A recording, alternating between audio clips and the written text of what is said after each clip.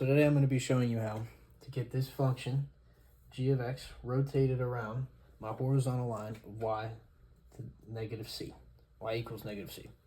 Okay, so the first thing you want to do is slice the problem. You want to slice it into these little discs right here.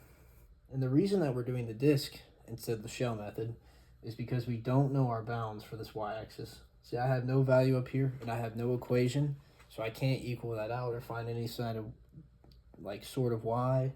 So we're gonna have to use dx. So to find our shells, we need to have the height of dx. And the dx is going to be really small. This isn't the scale, you know, we're going to be taking 1,000,000 of these things, so it's hard to draw, you know, a little thing of infinity. And then this is our radius, and then you can see our equation for radius right here is g of x plus c. And the reason we're adding the c to the g of x is because this is going to be our g of x right here. It's going to be this function to 0 and all this area in between here. But we also have to account in our equation because we're rotating it around this for the area around here. And so we're going to add that area from negative c to 0 onto our g of x to end up giving us our radius.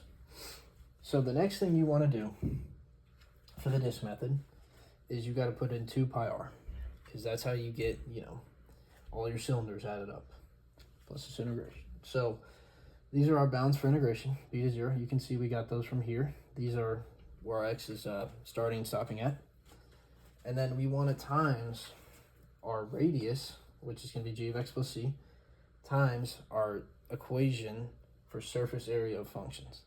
So our equation for surface areas of functions is going to be 1 plus g of x squared. So you can see that, or the square root of that. So you can see our square root, 1 plus g of x prime, and then this is squared. You know, it's a little funky, but it is squared. And then this is going to be the height of our function. So if you do all these together, you should come out with the right answer. And, you know, you could use this for a ton of stuff. You know, this is just any generic graph, you know, whether that's really anything you can find the surface area of. All right.